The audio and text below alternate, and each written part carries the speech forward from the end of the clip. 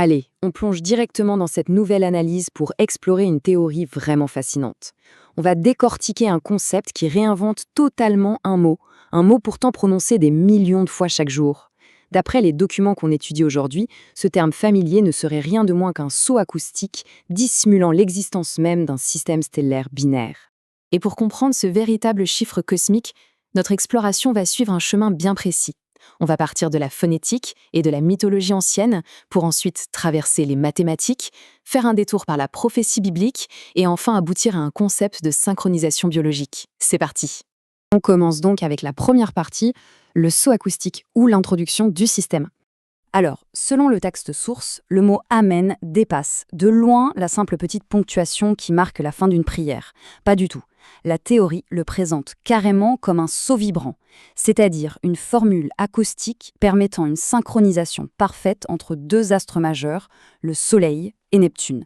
L'idée avancée, c'est que la prononciation même de ce terme viendrait verrouiller la fréquence finale de ce système binaire théorique. C'est quand même une façon super originale de voir le langage, non? Plus comme un simple outil de communication, mais véritablement comme un mécanisme de résonance astronomique. Ce qui nous amène à la deuxième étape, l'union des contraires, avec la partie purement linguistique. Là, l'analyse va vraiment disséquer la structure vibratoire du mot, lettre par lettre, pour y trouver un sens cosmique. C'est une vraie union des contraires. D'un côté, à gauche, on a le A.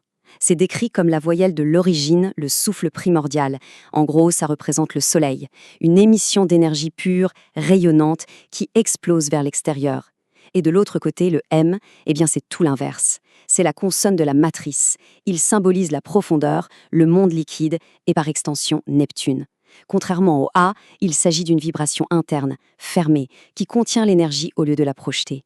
Et ça illustre brillamment la conclusion phonétique de la source. Le mot entier devient le résultat d'une fusion cosmique. L'énergie solaire, le fameux A, vient en quelque sorte pénétrer et féconder la matière neptunienne, le M.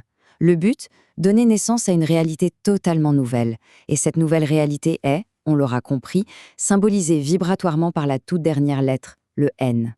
Bon, troisième point, on fait un saut dans la mythologie avec le soleil caché d'Amon. C'est passionnant de voir comment tout ça s'articule avec l'histoire ancienne. La théorie s'appuie carrément sur l'étymologie de l'Égypte antique pour renforcer son propos. Certaines interprétations relient directement ce mot au dieu égyptien Amon. Et le plus frappant dans notre contexte, c'est que la traduction littérale de ce nom signifie « le caché » ou bien « celui qu'on ne voit pas ». Et cette définition mythologique reflète parfaitement l'image que la théorie donne de Neptune. Dans ce modèle, Neptune est décrite comme une étoile extrêmement puissante, mais qui reste pour le moment délibérément cachée. Elle attendrait sagement la toute fin du cycle cosmique pour se dévoiler. Du coup, l'acte de prononcer le mot est interprété comme un appel direct à la manifestation de cette lumière invisible. Quatrième concept, et là on change de registre. Géométrie et prophétie ou la mathématique sacrée. Ici, l'analyse fait un bond audacieux pour entrer dans le domaine de la stabilité mathématique. En se basant sur la numérologie hébraïque, la valeur du mot se traduit par une fréquence vibratoire super précise, la séquence 1, 13, 5. Et sous ce prisme, cette suite numérique n'est pas choisie au hasard. Elle est très fortement associée à la notion de stabilité structurelle absolue. Concrètement, cette fréquence exacte aurait pour fonction de maintenir en place les angles géométriques d'un cube, le fameux cube de la Nouvelle Jérusalem. Pour vulgariser, il faut s'imaginer que c'est la note précise, le La parfait, que chanterait le système solaire au moment de sa transition, le moment où il quitte son orbite chaotique d'étoiles solitaires pour se stabiliser en un système binaire parfait. Et pour appuyer cette vision, le document apporte une dimension prophétique assez percutante. Il cite le chapitre 3, verset 14 de l'Apocalypse. Dans ce texte, le Christ est formellement appelé, je cite, l'Amen, le témoin fidèle. Et la petite nuance de l'auteur ici, c'est que le terme de témoin désignerait en réalité l'une des deux étoiles de ce système binaire. L'argument développé est vraiment captivant. L'idée, c'est qu'en terminant la Bible par ce mot, on ne prononce pas juste une banale formule pour dire « ainsi soit-il ». En fait, on nommerait de manière ultra précise l'état vibratoire final du ciel. C'est l'étiquette posée sur le moment exact où le Soleil et Neptune se mettent à vibrer à l'unisson parfait. Donc si on récapitule, on a la phonétique, avec l'union du Soleil et de Neptune, on a la mythologie, avec Amon, l'étoile cachée, les mathématiques, avec cette fréquence 1, 13, 5, et la prophétie, avec le témoin à l'Apocalypse. Ça nous fait 4 piliers bien solides, une base nécessaire avant d'aborder l'affirmation finale, qui est aussi la plus intime de cette théorie. Cinquième et dernière partie, une pulsation binaire, et on entre dans la biologie.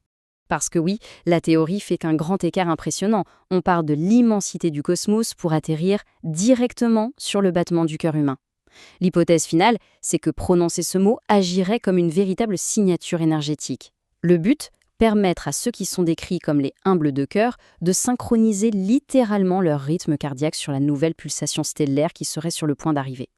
En fin de compte, la source présente ça comme une préparation physique. Enfin, disons plutôt une sorte d'entraînement.